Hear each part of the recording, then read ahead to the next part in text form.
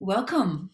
Welcome to the Getting to Know You series. We're on number 2, and this series is intended as a way, as an antidote to the news. Well, at least that's my definition. It's to invite stories and complexities to current themes from diverse people from around the globe. My name is Miriam. I'm a co-founder of We Are Open Circle.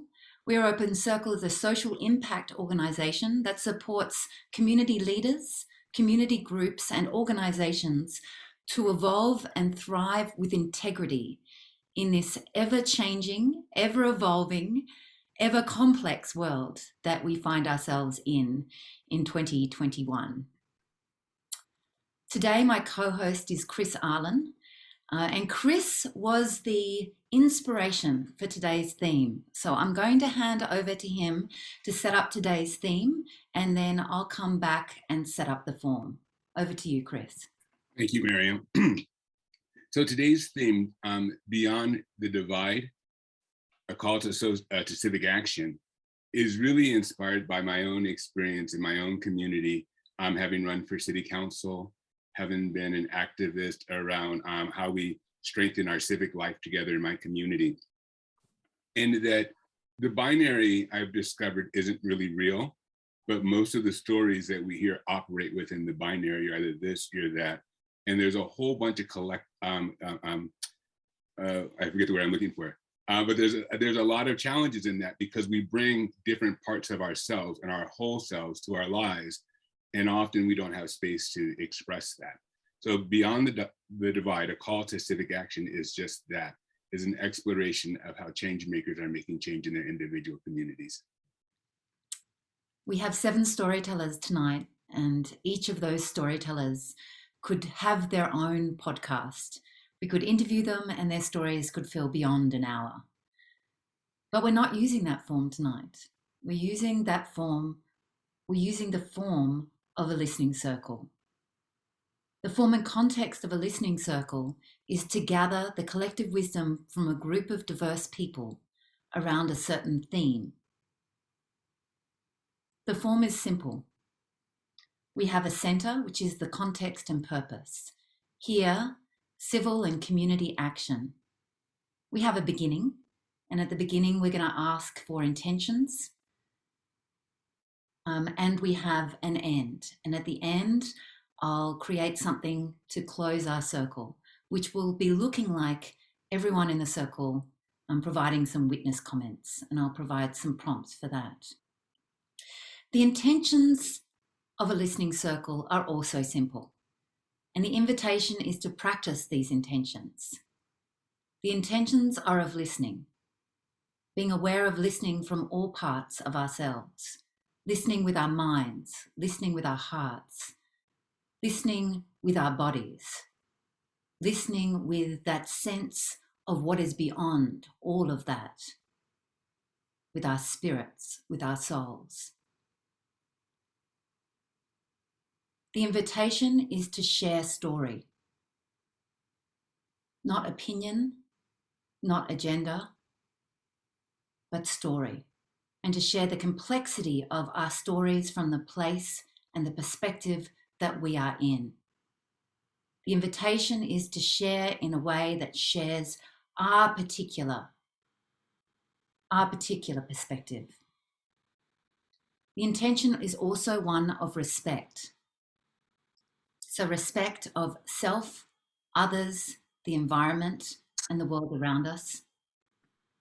And finally, we are practicing presence. And so we've deliberately tonight not given the storytellers the prompt for their stories. They'll be hearing the prompt when we're in the circle. They'll be creating the stories in the moment, and they'll be letting their stories be moved by what they've heard. I have a quote that I've been noodling on this morning from Dr. King. I do not pretend to understand the moral universe. The arc is a long one. My eyes reach but a little way. I cannot calculate the curve and complete the figure by the experience of sight. I can divine it by conscience. And from what I see, I am sure that it bends towards justice. I'll share a quote that I created for myself, that I now wake up to, I go to sleep to, I live by, and I operate by. And it is, we are powerful as individuals, but limitless as a community united. Um, and this I say to myself on a daily basis. And when I forget it, I literally have it printed out on a quilt that stays in my space so I can be reminded, as we all do, as we all need reminders. Can you repeat it, Melanie? Yeah, we are powerful as individuals, but limitless as a community united. My name is Melanie. I'm on Duwamish land, and I believe in humanity. A time where I felt compelled. I became a foster parent at a really young age, meaning I was in my early 20s. And it was in a time of my life where I was very unhappy. And I didn't know why I was unhappy, but I knew I had a larger purpose, but I didn't know what that purpose was. I've been working my whole life since I was 15. I was taught to work hard. So my work ethic, I believe, is here. And when I became a foster parent, I felt like it wasn't my choice. I felt like something drove me to do it. I was standing in the middle of a friend's living room that was empty because they were moving at the time. I was a manager for Lucky Brand Jeans in California on Ventura Street. And I sat there and I laid on the floor. I fell asleep. I woke up the next morning. I reached out to 3 foster care agencies. Have no idea why. I had no connection to it, no motivation, nothing motivated me to do so at that time, at least that I thought. And one reached out and I was broke. If anyone knows living in California and being young or being in the industry, you have roommates and it's expensive. So each week I would buy one thing for a child that I didn't know I would receive. I would buy a bottle. The next week I would buy a rattle. The next week I would buy a baby blanket. Sometimes I would go to the dollar store and find these things. And it was a drive in me that I think back today and I was like, I don't even know who that person was and how she got through it, but it was a power larger than myself. And I received my first placement after a year. Every time I went to those classes and set in on the training, everyone thought I was an intern. No one could believe that I was actually taking the time and I really wanted to participate. And I don't know, I guess my purpose was if I can show a child that they have a 50-50 chance, and if I can be that other side to show love and compassion, then they have an opportunity to make a decision. And even at their youth. So I had 0 to 5 years and I received my first placement when I was 23. And this little boy's name was Sean Carter. I remember every child I received, what they looked like, their stories, in which I couldn't believe myself. And then I understood how flawed our system was. And by finding out how flawed the system was, it made me want to fight for something bigger. And so I learned to take things into my own hands. Take that as you will, but I learned the laws and I learned how to avoid some laws to better help the children in need, which the laws are not always set out to benefit the children or their well-being. And yeah, I felt provoked to move my life in that direction, and I have since then in different ways.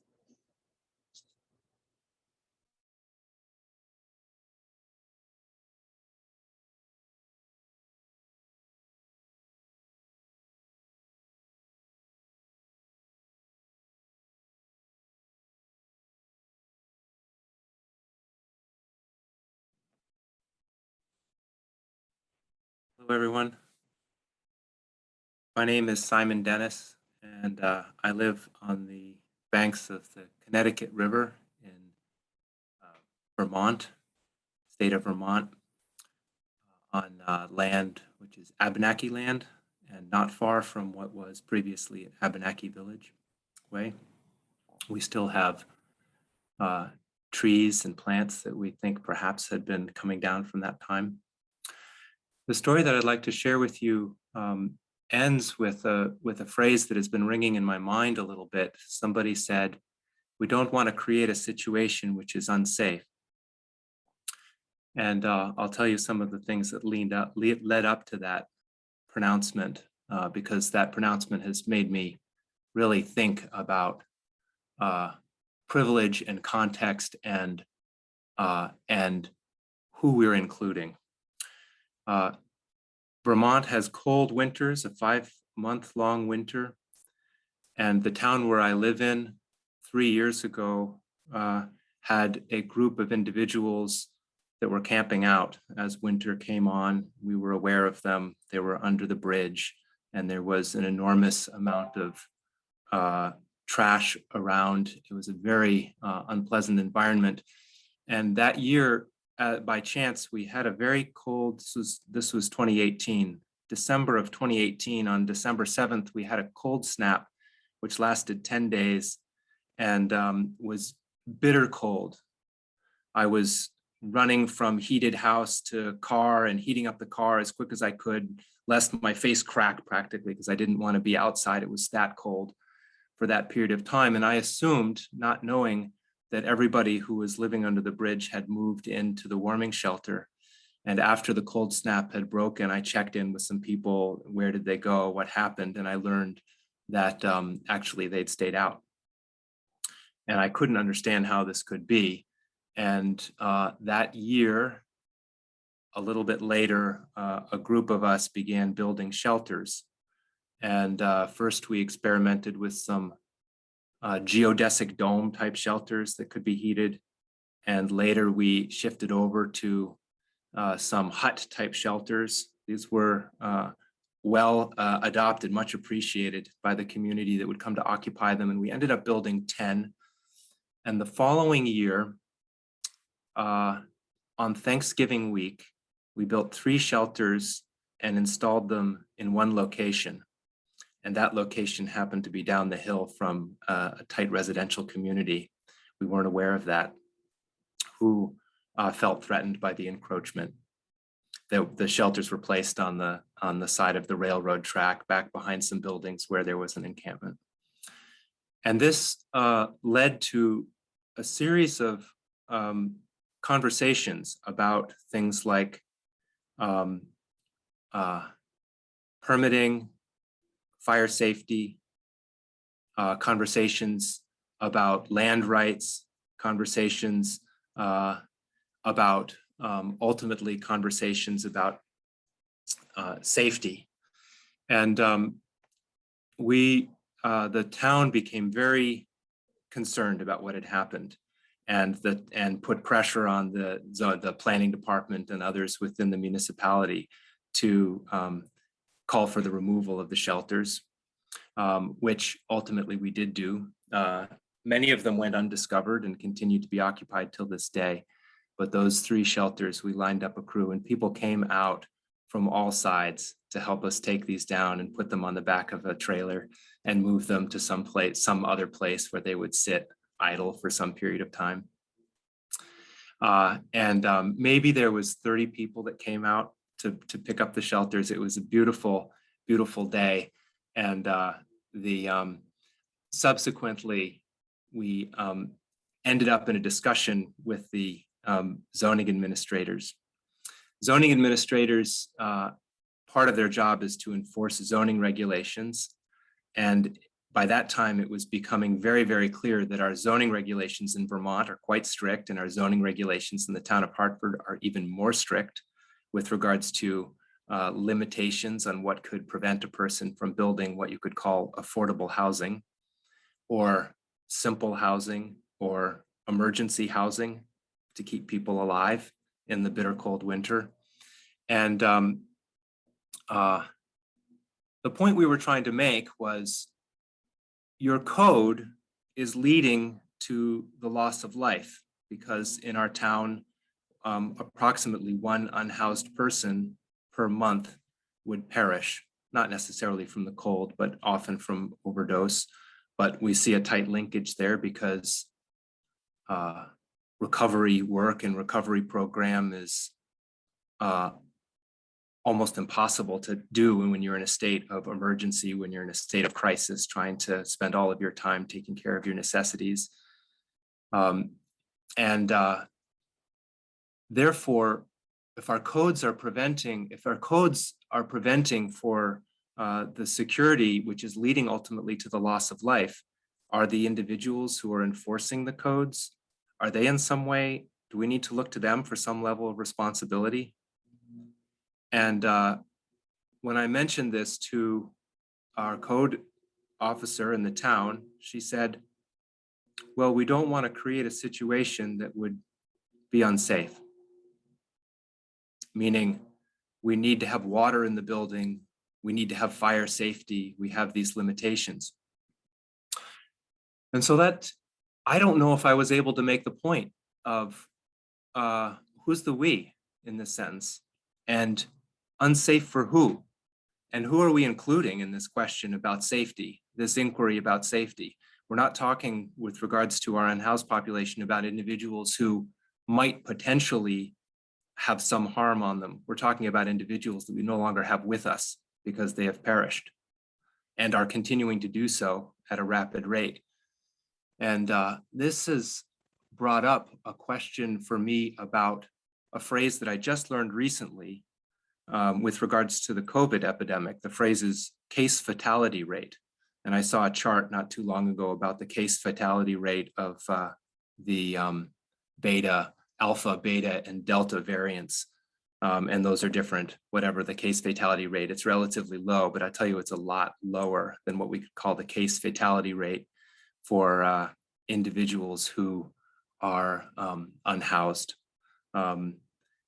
individuals who perish due to cold, due to carbon monoxide poisoning, freezing to death, due to burning to death in tents, and most of all due to overdose, due to so many health concerns which arise out of the level of ongoing day-to-day stress.